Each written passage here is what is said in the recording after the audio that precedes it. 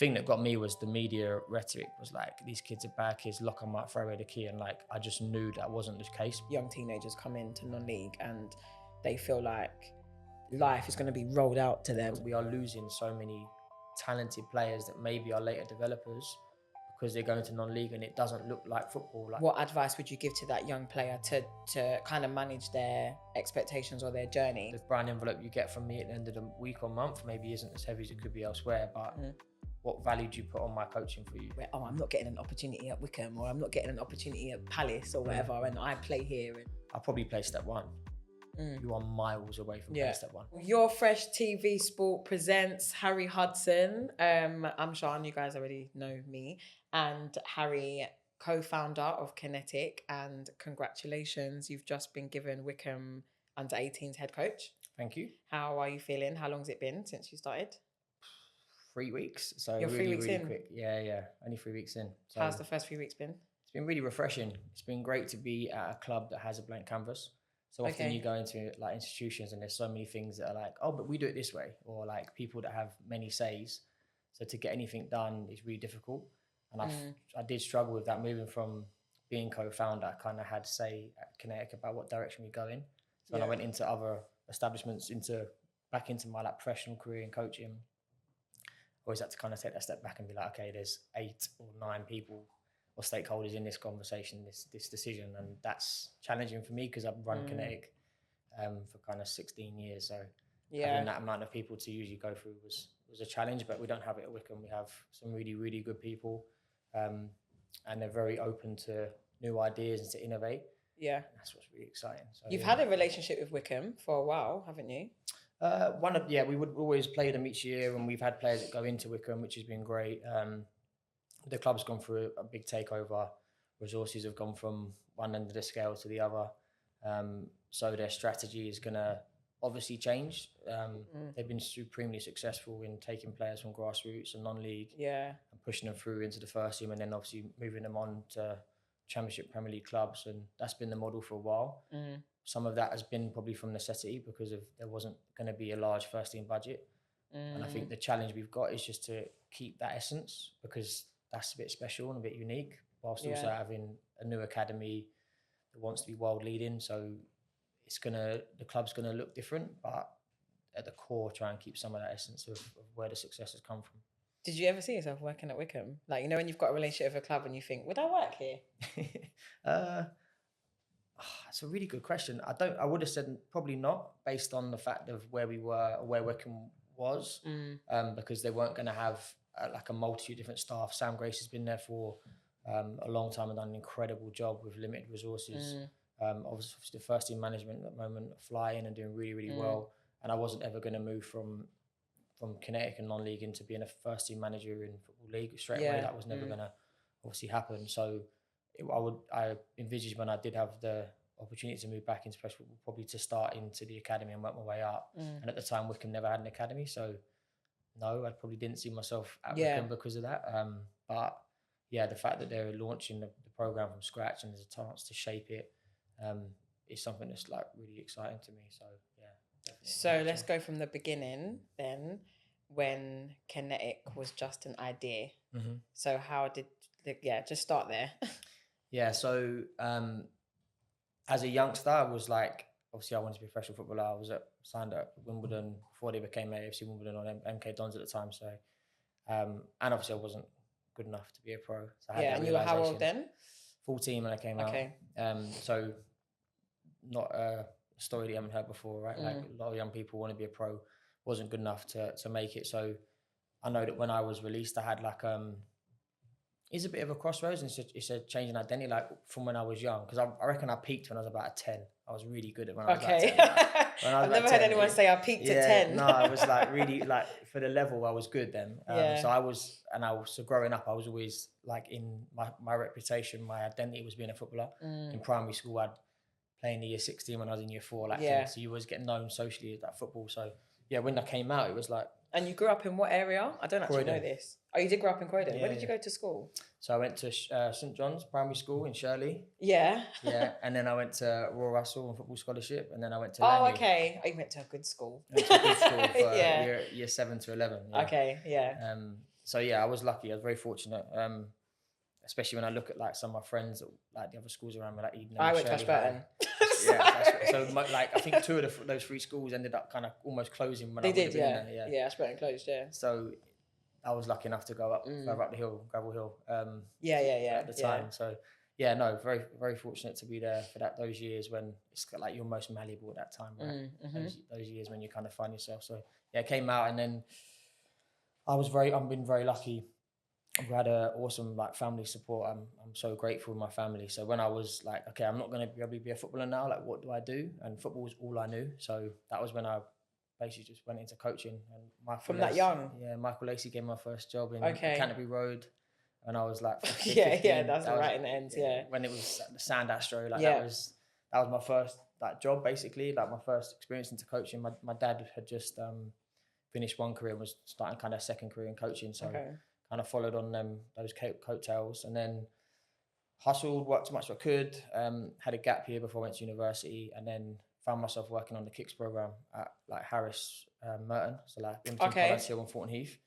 So didn't really know what I was getting myself into, but yeah, walked in as a 18-year-old fresh-faced coach, a bag of all stack of cones, and the guy was like, okay, so like that gang there and that gang there, we want to try and bring them together for football. And this was a Friday night, like when there was in most Pollards, time in Pollards. So I was like, raw, like what do I do here? Yeah. So at the time I was playing non-league first team and stuff. So I was like, I put a bib on, I was going to play. That was the best way I knew to build a relationship with young people that. Oh, you just played with them? Just played. I didn't try and coach them to start. I just played, and they could see that I had ability, and I got their respect that way. And then so fast forward like 9 months of doing that program, just had like a crazy, I suppose, kind of epiphany of how important football can be in actually creating positive change or like some kind of engagement with young people that were so at risk. Even though at this point you're a young person as well. I was young. They never knew how old I was. Yeah. Thankfully, the facial hair came when I was young. Innit? So I've always looked old. Now it's no longer a thankful thing because I now look 10 years older than I actually am. But yeah, so like one of them, I went to court for 2 young people, like on character witnesses. One of them done an armed robbery, got like £12 in copper coins, got put away for, like, so. But I knew he was like deep down, he was a wonderful young person who just didn't have the guidance. So it really changed my trajectory and my path, because before that I was like, I'm not be a professional player, I want to be a professional coach. So I was like, that's my pathway. But the Kicks program like changed that. So went to uni as planned. But then I did my dissertation, my research project on the effectiveness of sports-based social inclusion projects, which Kicks was the main one. Kind of critiqued the model and looked at how like things I might do differently, and kind of that was my research project, and I loved it. It was really enjoyable to go through that process from a theoretical perspective as well as being immersed in it, which I had been for a year. But anyway, apart that, I graduated from university, and I always wanted to start my own coaching business, but I was looking at primary schools, PPA cover, the usual stuff. While I was at uni, worked at Southampton and Portsmouth on placements, academies, came back, and AFC Wimbledon was launching. And Jeremy Sawyer, who's now my boss again now, but like he gave me my first job, and that's full circle, right? But I graduated, came back, and it was the summer of the 2011, so the London riots. So Reeves Corner on fire from like see it from my house, like, and it was just the thing that got me was the media rhetoric was like, these kids are bad kids, lock them up, throw away the key, and like I just knew that wasn't the case, but they were disillusioned, disadvantaged, disengaged in society, and they were just, that was the way they're acting out. We'd cut third sector public services the last 15 years, and I wonder why young people decided that they weren't happy, like, and we were then saying that society was saying that these kids are bad kids. They're not. We just didn't give them anything to give them a focus. So that was the kind of light bulb moment of, right, I've just done this research project and let's bring this to life because it's needed, like society needs it. So yeah, basically embarked upon trying to set Kinetic up as a charity whilst doing coaching and the school work as well. Got some pro bono legal support. Oh, is that how you done it? Yeah. Right, okay. Yeah, because it was challenging. I was looking through the stuff myself and like trying to think about like a submission to the charity commission, and it was becoming like a minefield. So yeah, got some. How did you? Because I'm just thinking that like if there was another young person that was in your position, let's say that's 18, 19, and they were in your shoes and they were to take the blueprint of like what you've done, there's a few like key people like the Michael Lacey's and the Jeremy, that's your current boss. And even you saying like the pro bono legal support, how do you know that stuff, or how do you know these people? Because most 18-year-olds don't even know what pro bono means, and they're also not going to have a Michael Lacey. So like, how did you meet Michael or Jeremy, or how did you know about the pro bono legal support? So my dad was coaching with Michael at the time, so when he Right. was coming out, so that's how I got to know Michael, and that's where I met Joe Shields as well at Okay, Canterbury yeah. Road. And like obviously everyone goes in different directions, but I kind of suppose built my network out a little bit that way. Right. In terms of pro bono, I would probably been the same one. I didn't know what pro bono meant, but like I was just a case of Googling, finding myself stuck in like trying to read legal papers and understand things. And then like as you get on Google ads, like things come up, and I just got to a point where I applied to an organisation called Dorsey. Just managed to get a submission into him. And I suppose in some ways it's lucky, in some ways I believe things happen for a reason. And Yeah, of course. yeah, so we incorporated we incorporated fully as a registered charity in 2013. Okay. Did you do that by yourself at the time? So with my business partners, yeah. James. Fotheringham. How did you meet James? That's a very interesting story. So I was playing for Chipstead when I was 18. So we met. I was a second year captain of the youth team, and he was a first year. Right. But we met and we always laugh about the story. Like we met in that youth team, but we weren't friends. Like we didn't move in the same social circles. Right. But we knew of each other, and then literally I walked into uni on my first day, and obviously I had a gap year doing my coaching work, and he went straight from school. And then I walked into lecture field. I was like, I know you. Like, yeah. And we played together. Oh yeah, and that was it. Literally from. And that's how you became business partners. 3 years later, fast forward, out of university. Right. Okay. So you've obviously got this idea that's been birthed from Harris Merton. Then met James and decided, I think we can probably do this together. I was always on the path of like, from before I went to uni, I was like, I want to have my own coaching business. That was what my vision was. It morphed into like trying to create, the premise of trying to become a charity was two things, is that I knew that if we were going to get the real engagement and relationships built with the young people, we needed a high quality football provision, because that's what's integral to have that relationship that we can then leverage upon. And the second thing was I wanted to be fully free and fully inclusive. Trying to get those two things. It's hard.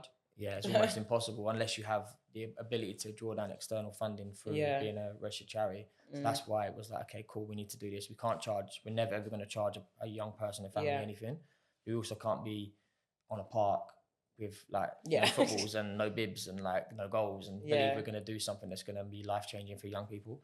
So yeah, that's where we got to the point of needing to raise funds or wanting to try and raise funds in other ways, which is where the charitable idea came in. And then what was the first team you made, or the first thing you done when you'd registered as Kinetic? So the first few years of Kinetic was always school holiday training. So we'd run like trials. Was that when you was at Coloma? We're still at Coloma now. You're still at Coloma now? We've been going at Coloma for like, probably 14, 15 years. Yeah, I was going to say, that's been a long time. But when we first started, there wasn't really private academy set up. So schools weren't really threatened by you asking to come and work with their players. So I'd go in and work with the year 11s. And then from there, I'd kind of like invite players to come to trial, and then we'd make a squad. And we wouldn't compete with like their Sunday league teams or anything like that. We wouldn't train during the week. We'd just train in school holidays.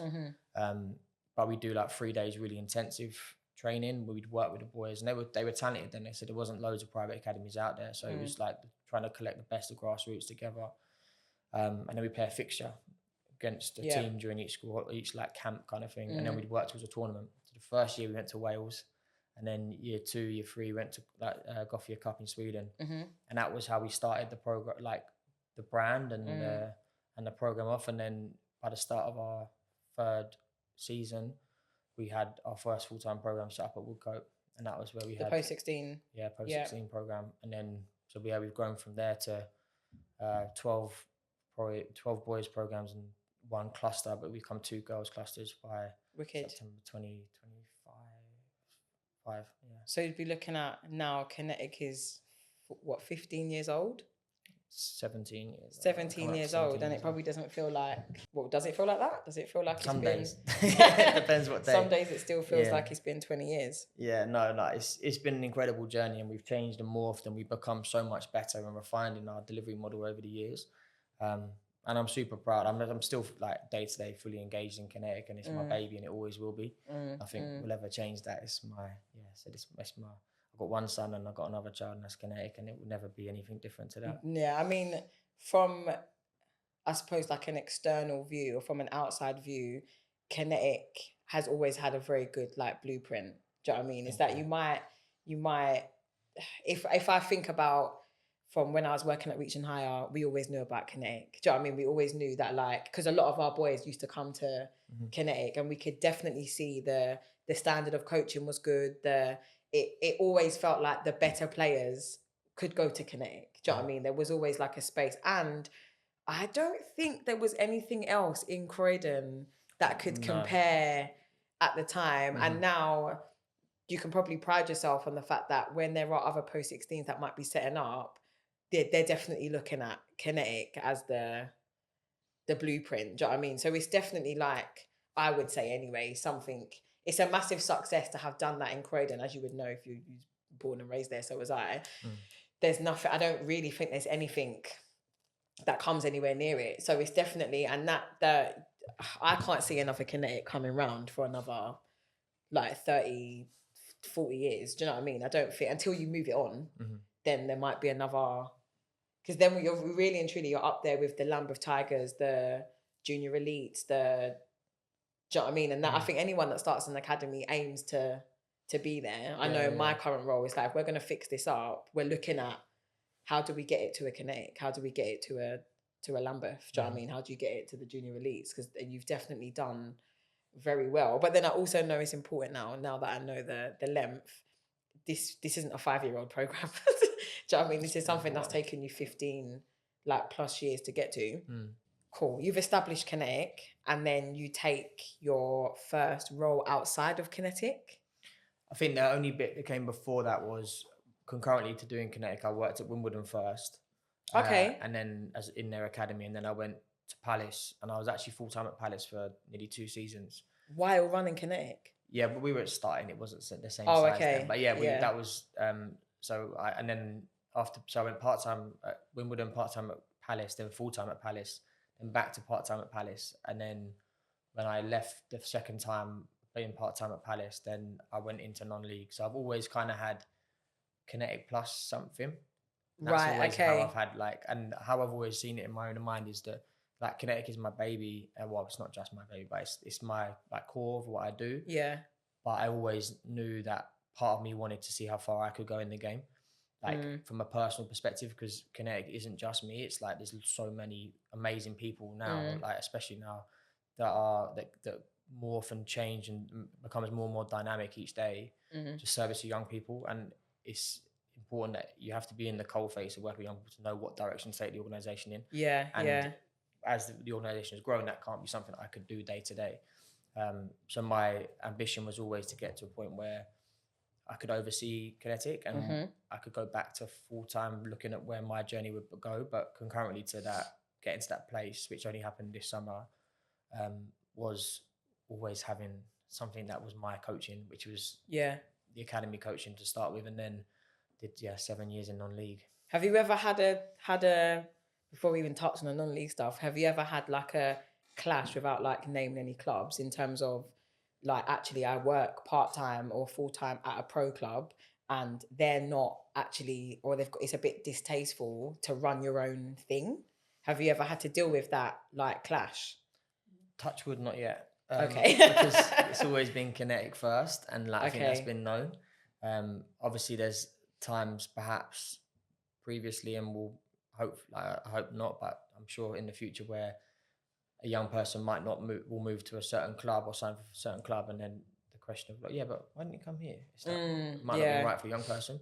And I've always tried to be super clear with any club that I've worked for, that it's not about like because I'm working here, it doesn't mean Kinetic works here. That's me, but like all that matters for Kinetic and will always matter, be the first thing, is what's right for the young person. The young person, the right thing to sign for Man City, they sign for Man City. It's the right thing that they sign for Rochdale, they'll sign for Rochdale. Nothing will ever change that, and nothing will ever sway. And I'm really clear with, I'm trying to be super clear in my own mind that what's right for a young person is the centre of that. It's not, I don't want to be ever get anywhere in football because someone thinks that they employ me, that they get Kinetic, and vice versa. I don't want to use Kinetic players to get me where I want to get to. That's very too clear differentiations in my Is mind. it like a pressure as well in terms of like you're at the top of the organization, so you might not feel it directly, but from like the 16 to 18 like age bracket where I'm not getting an opportunity at Wycombe or I'm not getting an opportunity at Palace or whatever, and I play here, and do you get that pressure? No, not yet. Again, touch wood. But I think would be with the young person with the conversation around like where are you at? Like we would always be with any young person who might come to us go, I want opportunities to play professional football, but I haven't had any trials yet. Or I've had one trial, I didn't get in, but what's my next trial? It's like, okay, well, what are you in control of? Because that's what we work on. Like we cannot ever be in control of you earning a professional contract. That is totally out of our control. Sometimes it might even be out of your control. Like, but what you can control every day is being the best version of you as a person, in school, out of school, when you're way home, on your way to school, being the best player on the pitch. That's your objective day to day. If you follow those things, you give yourself the best chance. So that would be our advice, regardless if they knocked on the door and said, I want to try, I want an opportunity, I want a trial. If they mentioned the word Wycombe, it'd be the same answer as if they didn't say Wycombe. It's a case of control what you can control and see how far that'll get you. Because like we don't sell dreams, we never will do, and that's something I'm so very clear on. If we believe we have the best platform outside of professional football to give young people the opportunity to be seen. If I didn't think that, we'd be doing the wrong thing. But that doesn't in any way mean come to Kinetic and you'll get signed, or come to Kinetic and you get a trial, because you won't. Like that's not the case. You may well do, because you're going to be the best version of you. We'll give you the best coaching we can, and we'll put you in the shop window. That's what we can control. That's what you can control. The rest of it, unfortunately, is going to be at times up to the club. It's time down to, it's horrible to say it, but down to luck. Yeah. And that's all we can do. But we will always pride ourselves on building the young person holistically. So that at the end of 2 years with us, or 3 years, like you've got a better chance of succeeding in society. And if football is a way for you to earn some money, then brilliant. But we want to build you along the journey with us to try and give you the best chance to be that. Failure for us is only when a young person leaves the program and is classified as not in education, employment, or training. Yeah, so they're in need. Yeah. Outside of that, employment, whether it's back to Man City or whether it's employment, holding down the job, like that's equal success. Yeah, wicked. I think that's amazing. And so the Kinetic journey, you'd dipped your toes in and out of the pro game, basically at academy level, and then whether you make the decision or the decision gets made for you, you end up in non-league. So let's talk about how did you find your non-league experience? I wouldn't change it for the world, would be my first point. I think it's really helped me in so many different ways. Not like coaching is one part of it, like setting your team up, but like in terms of managing people, managing up, because again, that's something that I didn't really have to do in my day job. So like managing up, managing externally, like it was a hell of a journey, and you've come across challenges that you just never expected to face. But yeah, like I wouldn't change it for the world. Like my first job was at Croydon. I was 27 at Step 5, and we had a really, really good year. I think we finished 4th with a pretty minimal to like zero budget. Year after that was asked to go to Whiteleaf, and then did 3 seasons there with obviously COVID coming in, and then the club had challenges and obviously folded as Whiteleaf Football Club. Yeah. But again, some amazing times at Whiteleaf, some unbelievable FA Cup journeys, flirted with playoffs a few times. Again, we were working on around £600 a week budget, Step 4. Jesus. So it was an interesting challenge, but with that gave us a great chance to give young players a chance, like really blood young players, and some of them have gone on to do some incredible things in the game, which is great. Then post-COVID, did nearly 1 season at Glee before, then 2.5 at Sevenoaks. How long you was at Sevenoaks for? Yeah. So 2.5 seasons at Sevenoaks, which was, again, like by that point, I feel like I'd refined what I wanted to do quite well, and learned so much along the way. And probably my most successful period was when I took over. They were, I think, 3rd bottom. I think we had maybe something like 13, 14 points, and we had like maybe 8 games to go, and we ended up finishing mid-table. I think we won 27 out of 33 points out available, or something like that. Took over. So it was an incredible run.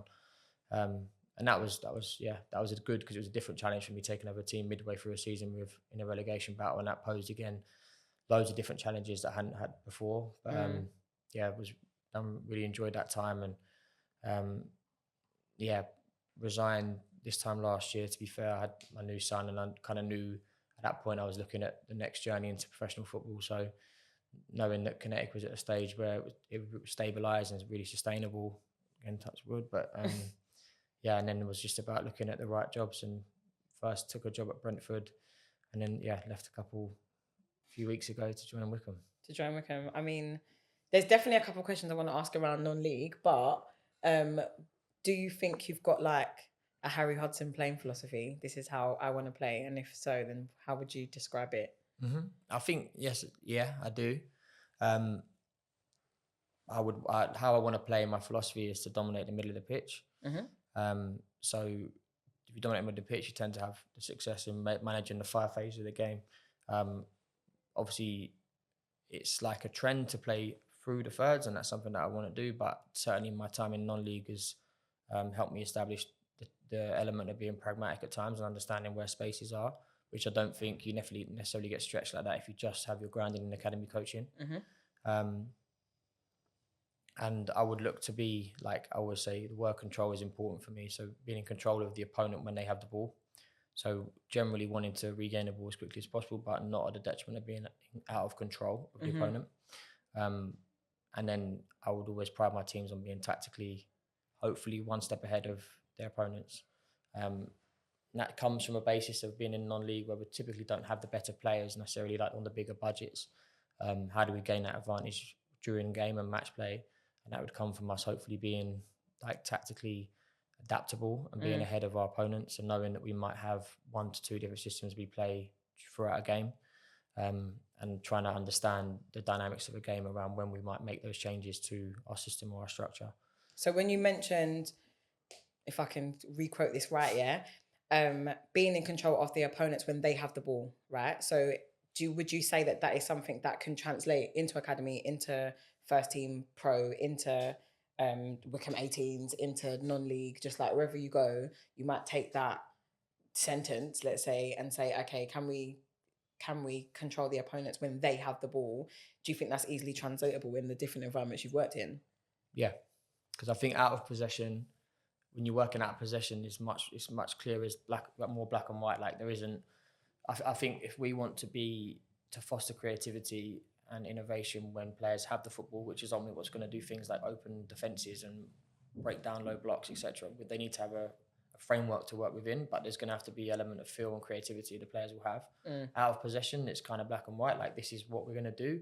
This is when we would maybe perhaps re-trigger a press, when we might be in a block shape, but it's quite clear. And I think it's not also reliant upon the ability of the footballer technically. Like we're going to have a jump, like you'd expect when you start to get to a good, like decent level of the game. People are going to be athletically pretty good, and they have a decent understanding. It's about how well organised you can be out of possession, and that for me is a coach's role to do that. Yeah, I see in possession as being more flexible and slightly more free, because otherwise, if you could have all the best prescribed patterns in the world, but if they are easily discernible to the opponent coach and opponent team, then you're going to be able to you become predictable in what you're going to do. Yeah.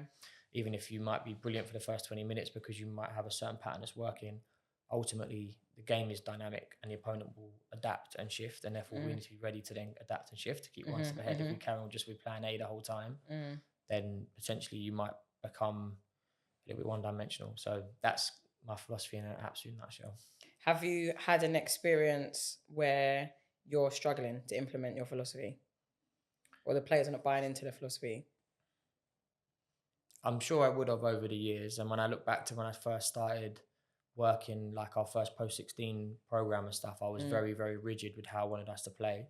And I wasn't adaptable because I was at a stage in my career where I like kind of knew one thing and I was like, no, this is what we're going to do regardless of what the opponent did. And like, I think back now and you're like kind of cringe. Like, 10 years ago, I was doing some stuff that I would hate. Like if I was watching the Kinetic coaches then I'd be like, I wanted to challenge them. Yeah. Like, why? So like most certainly went through those journeys along the way. I think in non-league, I was always fortunate enough, barring the Sevenoaks year where I had pre-season, And pre-season in non-league is like gold dust, because you actually it's the first and probably only time you get in the whole season where you can actually train and have training as your priority. Yeah. We're only training. Yeah. Where let's say we're right mid-season, or when you start the season, sorry, it's like Tuesday, Saturday games.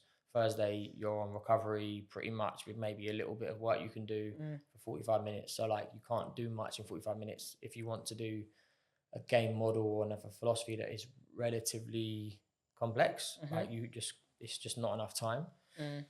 So non-league pre-season was a time where for me, I always like kind of described it as that's when 80% of your work would be done as a coach.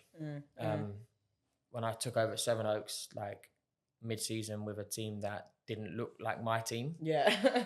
Like in terms of the personnel, I remember going to the first session and like half the players had left prior to me like starting the session. And then a couple that stayed around for the first bit, and like you hear that you're not going to play this way. Like, and I remember having a conversation with a player who was really honest, who said, let's have it right, I'm not gonna be right for you, am I? And I was like, well, come in and see. He's like, yeah, but like what I want to do and like how I play, it's not really going to work for you. And I was like, no, it's fine, I appreciate it. You don't need to come if you don't want to. And then heard like later that he's like, yeah, they ain't going to stay up now. Like, it's not gonna be, don't get out of trouble playing football. Yeah. And you had no trouble playing football though, did you?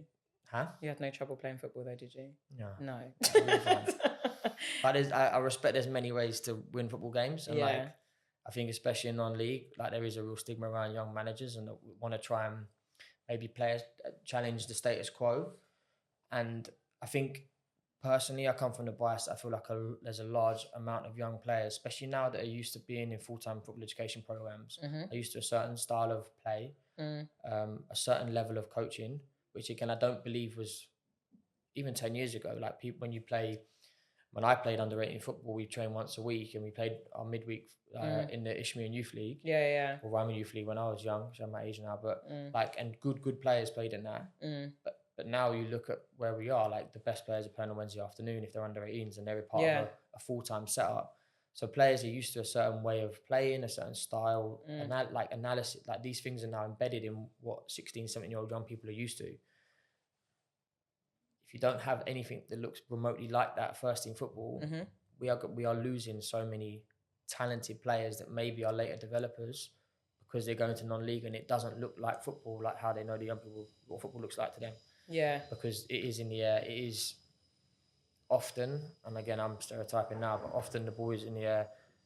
The way that players are communicated to is different, and I think when we're looking at young people I'm used to working with at Kinetic and like in a city, boys and probably girls in the girls game, it's not the way you're going to get the best of them.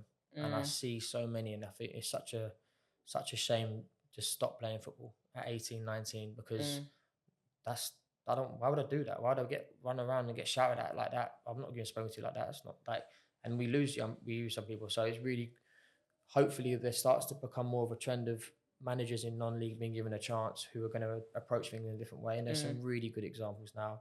And I honestly wish all of the success in the world for those individuals, because then I think that helps change the balance in non-league. So more younger managers with a different mindset are going to be given a chance. Because I was thinking about your time at Sevenoaks, and probably arguably Croydon, thinking about it, because when you mentioned the £600 a week thing, I was thinking like how, as a non-league manager, how do you manage the difference between, let's say like a Dammy, young player, has been, you could argue probably quite loyal to you in terms of like he's been everywhere with you pretty much, still young, and you've had him from when he was even younger.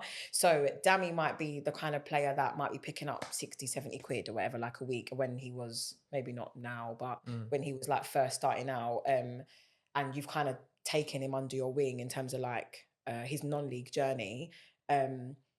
He might, just to play devil's advocate, basically, is that he might say, oh, I've been with Harry for 3 years now and I'm picking up 60 quid, let's say, yeah, for example. I'm not saying Dammy said this, but just using it as an example. And then you might have another player who is 30, tons of experience, and is coming in on £200 a week because you know what he can produce for his age and his experience. How do you manage that young player's expectations who might feel like they've had a level of loyalty to you, but you might not be able to warrant £200 to the chairman.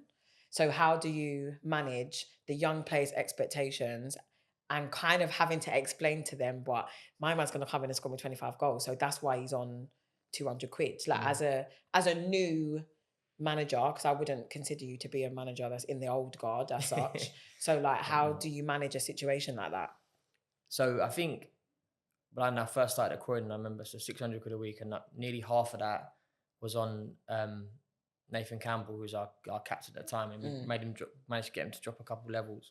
So we had players playing at Croydon that were on 20, 30 quid a week. Like, honestly. And that's like petrol money, basically, if that. You're almost paying to play, like, that way by the time you get your... And the truth is that probably over years that happened, like, there would have been some players that incrementally I may have given them pay rises when I got a bigger budget along the way, but ultimately would still have been on crap money. And there's probably a part of that probably wasn't like morally as right as I'd love to be. Like, everyone's on this kind of money. I suppose I would challenge it with saying to a young player, like, the money, whether it's this or this, is probably not going to change your life right now. You'll need to have a job, and ultimately this is a platform for you to maybe do something bigger in the game. So no problem if you think right now the right option for you. And I don't know people's circumstances, right? So if a player comes to me at 21 and says, I need to earn this much money. I had a situation, to be fair, one player, because I need this money for my lifestyle. Then I'm not privy to that information. So if they then go to another club where they can get more money, that is absolutely their prerogative. And I would always try and help young people. And I hope that I can do that. I still manage to do that now, if that is their decision that they've tried to make. If a young person is staying with me for lesser money, but the platform is potentially there, or they're still improving they're committed to improving their game to maybe get somewhere further in the future, then that's where I would say, yes, the brand envelope you get from me at the end of the week or month maybe isn't as heavy as it could be elsewhere, but what value do you put on my coaching for you to make you better? Yeah, fair. Mic drop. And then what would you, if you could give advice to a young player that's coming into non-league for their first season, let's say, or first couple of seasons, what advice would you give to that young player to kind of manage their expectations or their journey? Because I do definitely think that young teenagers come into non-league and they feel like life is going to be rolled out to them and they're going to get the red carpet, and they're quite entitled. Of that generation are anyway. So what would your advice be to them?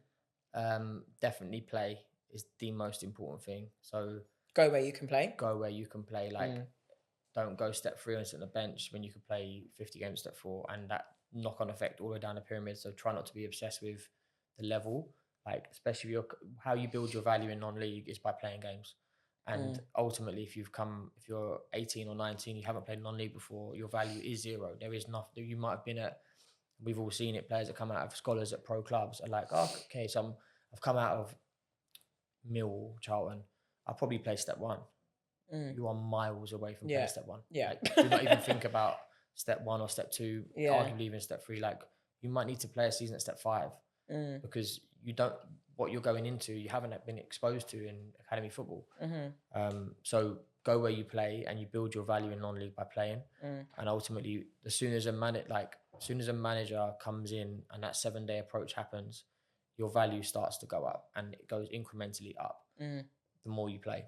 Because non-league managers, and we've all done it, and I'm also good with it as well, like, you have a budget and you spend your budget, and you have to ensure that you justify that budget when you manage up. If you've got a £300 player sitting on the bench and there's an 18-year-old who you think might marginally better than that player, as soon as you're £300 sitting on the bench, that's not going to be sitting on the bench very long, because the chairman's going to be knocking on your door. Why have we got my 300 quid player on the bench? Why? Like, so you've got to be ready as a manager to go, okay, if I make that decision, I've got to release that £300 player. So ultimately, if you go in as an 18-year-old without that, you're probably going to sit on the bench and come on the last 10 minutes when the £300 player is tired. Like, to build your value in non-league, you have to be playing where you have value, and then you can be playing. Yeah, when you're playing, you have value. What would you say has been the most common barrier stopping, like, a young, talented player reaching his potential? In non-league or in football? I thought the answer was non-league. Imagine that. Generally, just non-league. We can start with non-league, but maybe in general. I would say in general, again, it's changing, but there is talent on playing in grassroots, real talent playing in grassroots, where the academy system, and it is changing, but previously the academy system wouldn't value the attributes that a player would have, and I think that came initially from a lot of the coaching process was always like coach led. So I know the answers. I need players to do what I'm going to tell them to do and go out on the pitch and execute it. And what that led to is players being valued in the system that you were playing. Yeah, really good learners, would do what they're told, would be able to do it consistently 9 times out of 10. But that tends to be young people that have a consistent lifestyle and that are like almost become little robots. Whereas you look at the talent that I've worked with at Kinetic, I'm very fortunate to work with some of the players, and that you find in inner London, the grassroots, some of them are mavericks. They don't want to be told. They don't want to just do what they're told to do. It's not in their fiber. It's not in their makeup. Like you go into a school and you go with that approach, sit down, like sit still, listen to what I'm saying. 50% of the class might listen, 50% are not having any bit of it. Yeah. And I don't blame them, right? And that's the same in football. So previously, I don't think those attributes were being valued.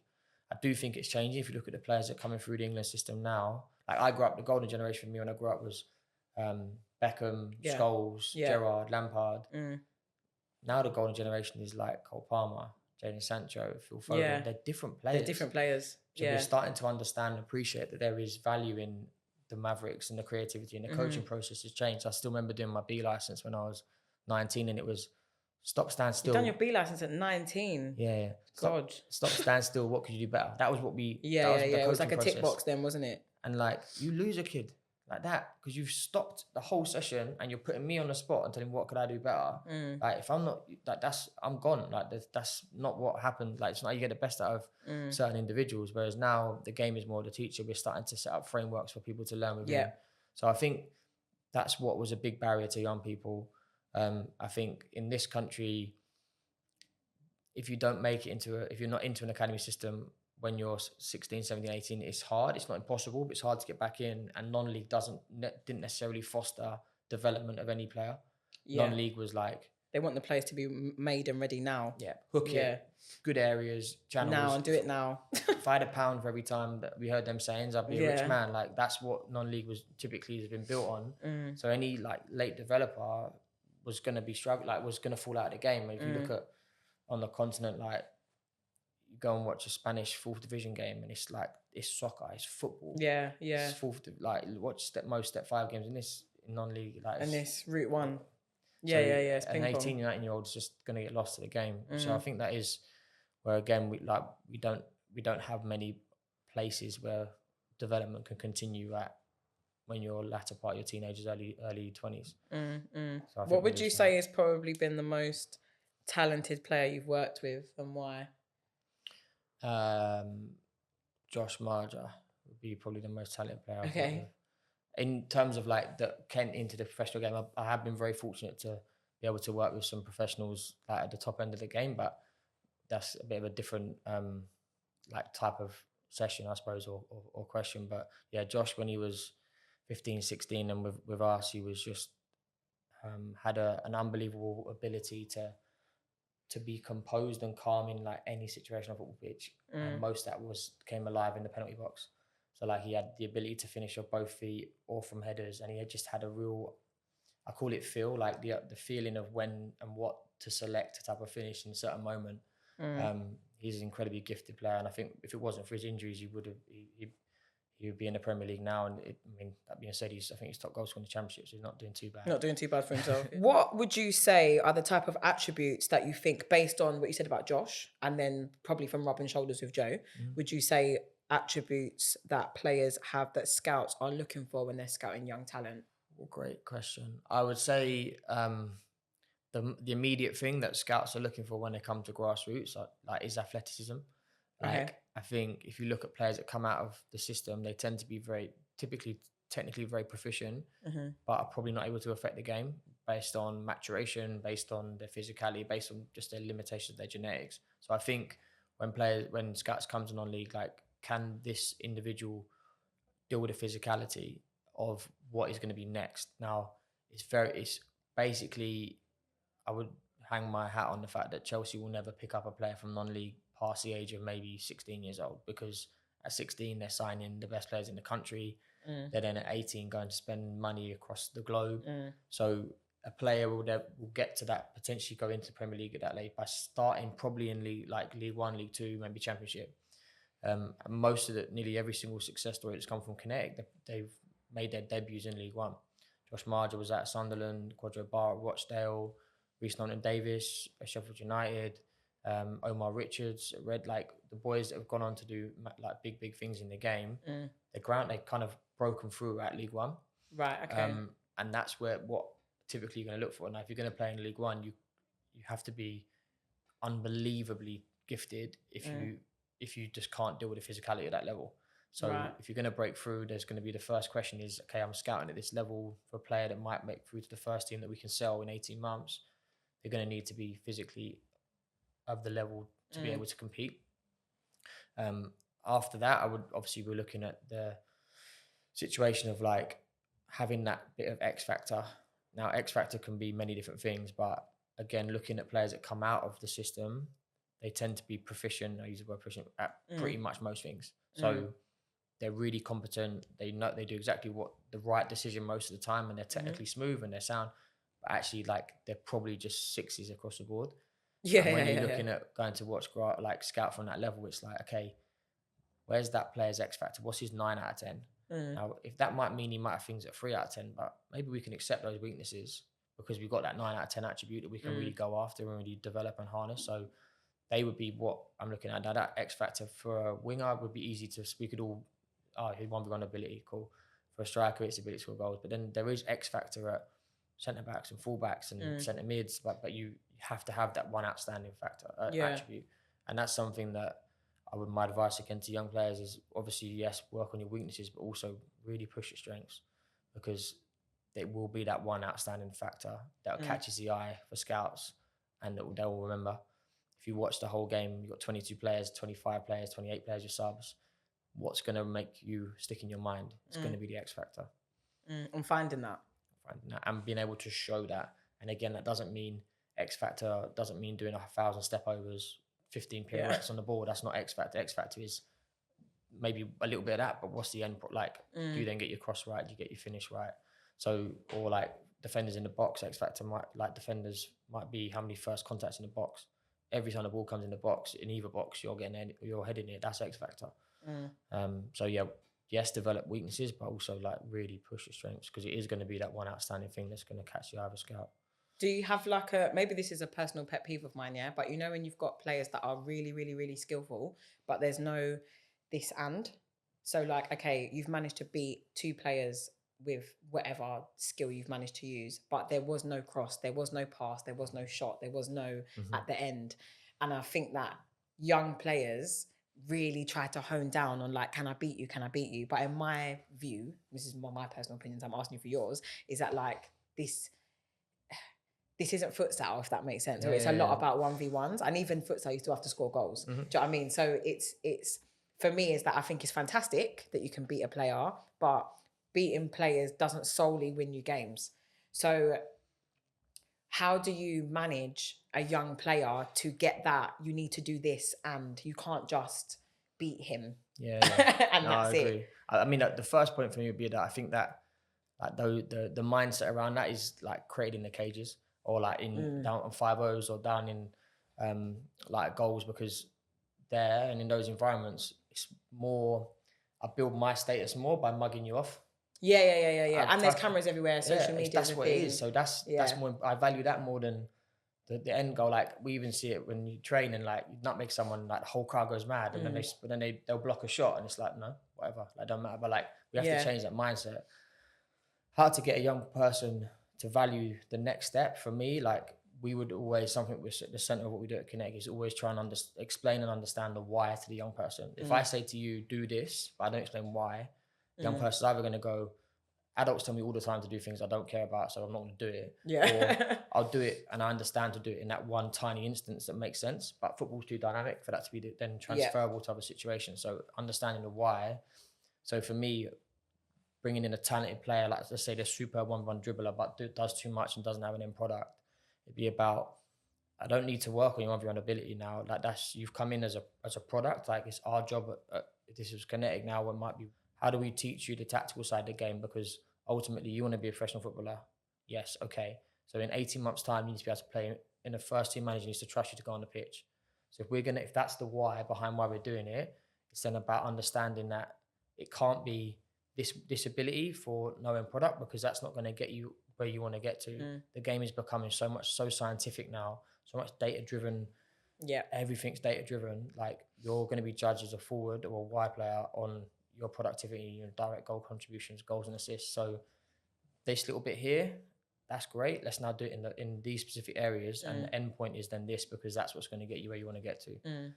And frame it in that way should hopefully result in a young person buying into the why. Yeah, and the and bit. So I know you said that you're at Wycombe now, and they're starting. You've got an opportunity to start as a blank canvas. So what would you do? You have like a top 5 academies, let's say, that you think, oh, we'd love to be like that, in your personal opinion? I think you'd always look at like Chelsea and City historically have been the 2 like leading academies in the country. So in some ways you would aspire to be of that level. But I also think, and it's really refreshing at Wycombe, that there isn't just the view that we just do what the other clubs do. Because ultimately, if Wycombe do that, they're going to pick up the bottom players that don't want to go, the other club has said no to, and that's not going to get a success. Yeah. So if we want to be successful, and successful Wycombe is players progressing into the first team and playing, then we need to think about things differently. So although we can aspire and look at Chelsea and City, ultimately their resources are and have always been greater than high. a Wycombe. They can acquire players from other academies at any age they want, and ultimately like that's where if you could have those resources and that's the way you wanted to go about it, then I think most clubs would end up being relatively successful if they had those opportunities. We have to think about things a slightly different way. Wycombe, the advantage of Wycombe compared to a club of that ilk is there's not 2 billion or whatever it is, like transfer fees that are going to be spent on players. So you're not going to get blocked. Like if you have the right, obviously the right attributes and the right mindset, you're going to get into the first team. If you get into the first team, that's something that Wycombe can offer that other clubs, even in the same level of them, can't, because they've got a first team budget. It's non-league multiplied, right? It's the same situation as being in non-league. If you've got players on 30, 40 bags a week, like they're playing, they're going to play. They've got a long contract. That's what it is going to be. And there's some really big hitters in Wycombe's league. If you look at Wrexham and Birmingham and Bolton and Wigan, like huge football clubs, Wycombe is sitting top of the tree at the minute. And we've got a player, I say we, like I've not been a part of his journey, of course, but it's a player called Richard Kone in the first team. He's just won Player of the Month, hasn't he? He was at step 6 18 months ago. Step 6. Yeah. And now he's a whole professional, living his best life. And he's got real value in the game now as an asset because of he's scoring goals at that level. Like that's a massive credit to the guys that have been at Wycombe for a long time, the current first team management, because that's an amazing ability to take a player and be willing to not have the stigma around step 6. He's come from step 6, and 18 months later he's scoring goals in League One and having clubs watching him from Premier League to Championship and everywhere else. Like that's crazy. And a lot of clubs turnaround for him would have been like, no, because that's step 6. Come on, like we're a professional club.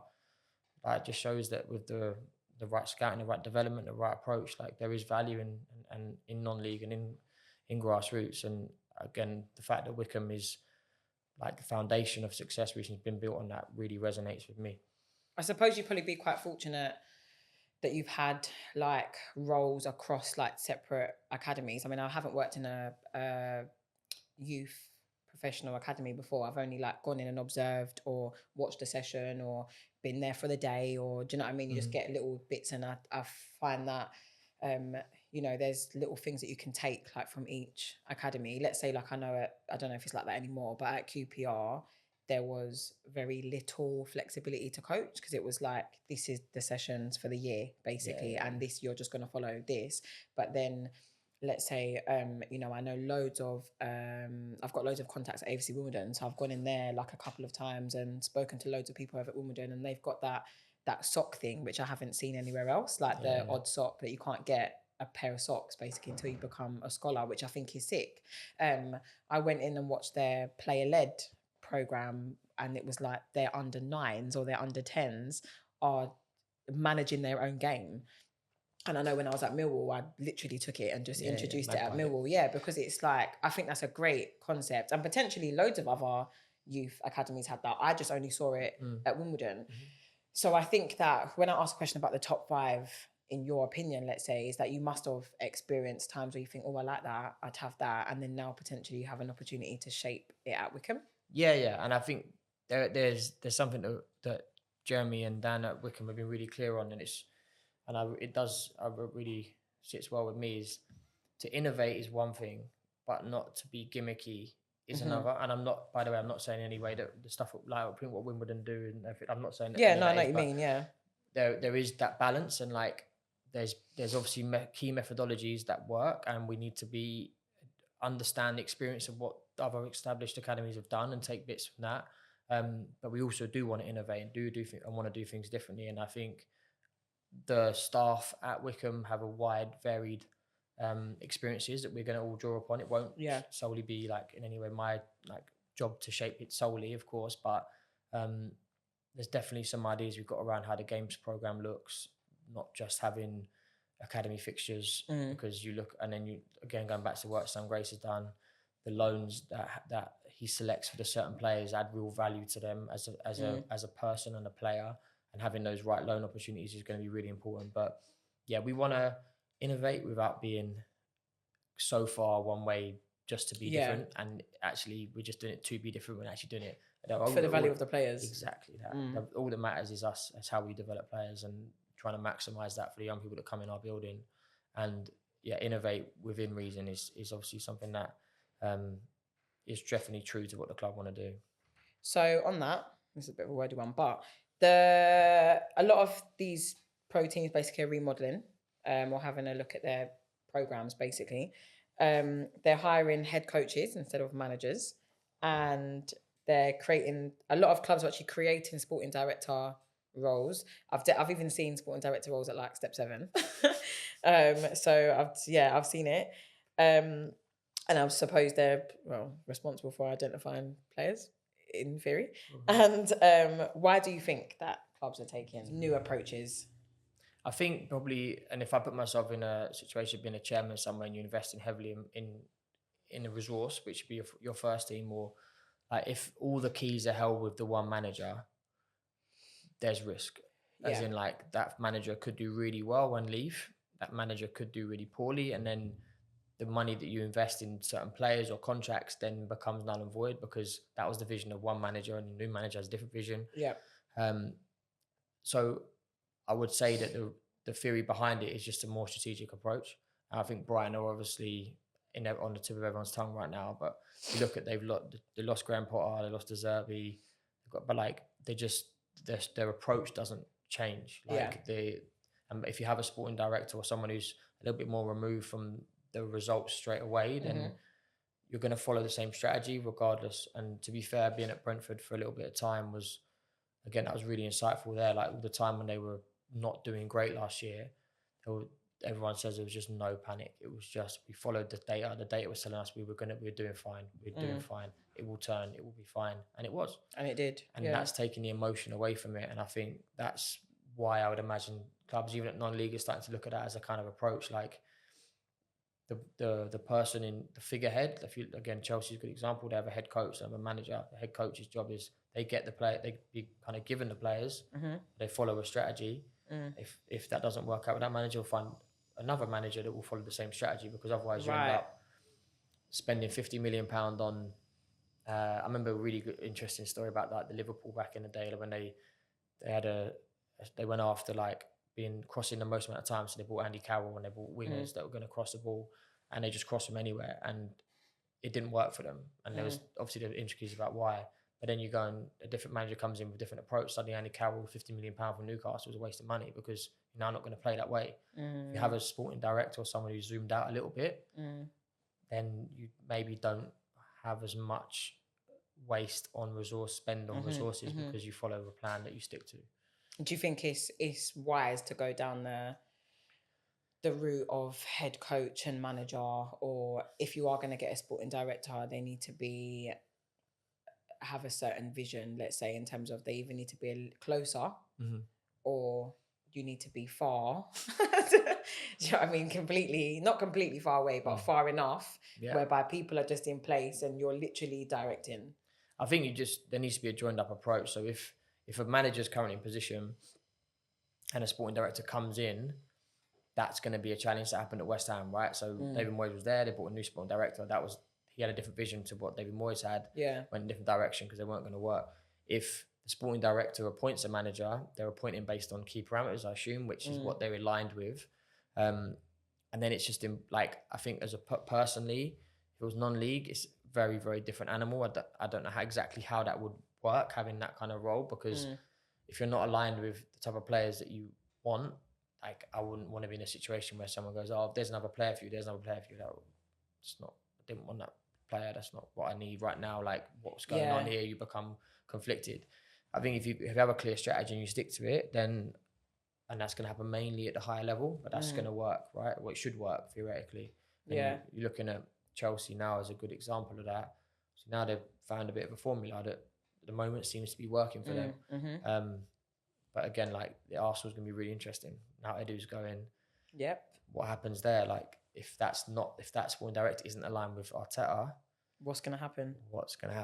Yeah, I think the director thing is definitely an interesting one, depending on what their role at that club is, if that makes sense. So, I've been in loads of conversations with people about like that technical director, that sporting director job basically, and I've also seen a lot flying around in non-league, and then now I'm kind of in my own director role myself. And it's very interesting because let's say for some clubs they just want, especially at non-league, they just want you to come in commercially, so they want you to come in and bring sponsorship in basically, and they don't want you to get involved in any recruitment. They'll leave you the chairman to do that. But let's say my personal job, especially for the women's team, let's say, is that the managers are coming to me for players. We need a winger, Sean. So they're not interested in sponsorship sorted.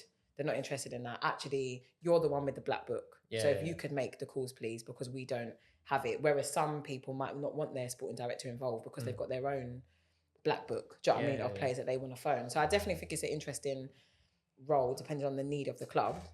But anyway, moving on. So I'm gonna do the two hot topic questions. Your favorite player to watch right now and why? I would say I've got a bias because of some stuff that I do outside. So but I would say I'm really enjoying watching Kulusevski at Spurs right now. Okay.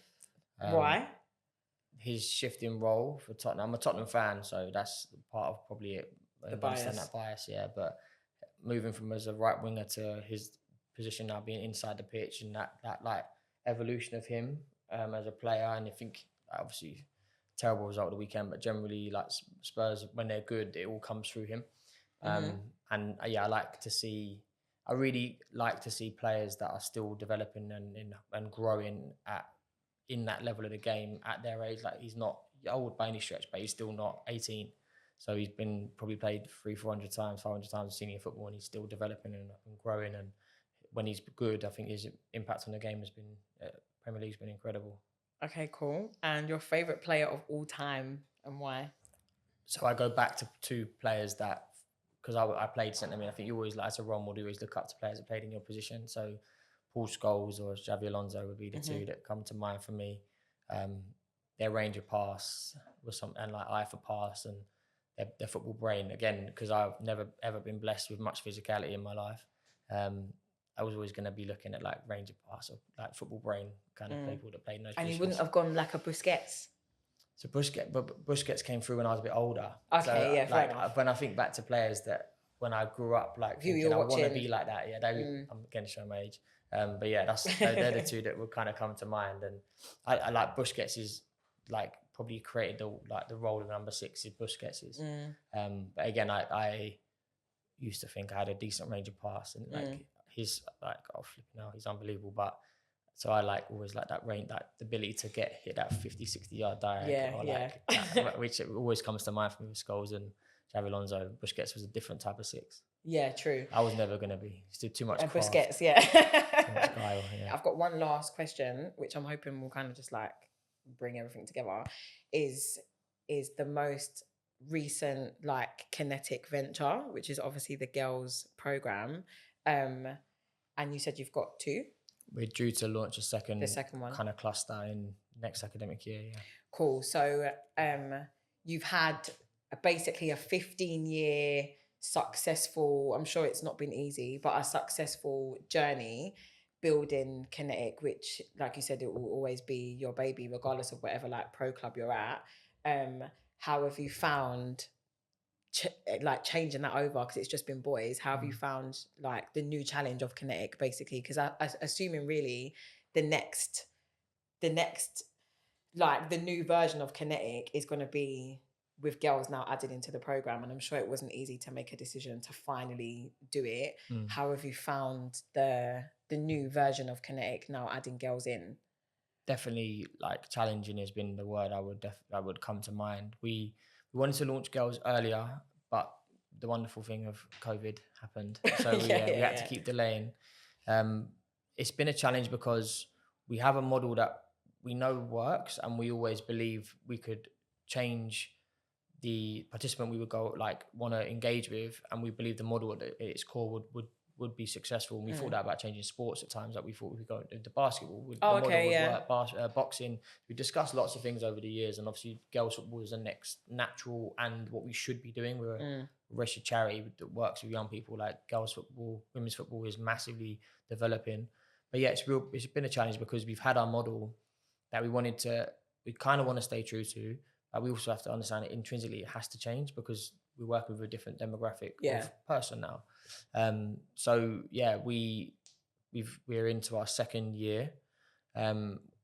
We've changed the model so that it's not like girls don't have to go to one school to be a part of. Okay. And then go to a cluster of schools.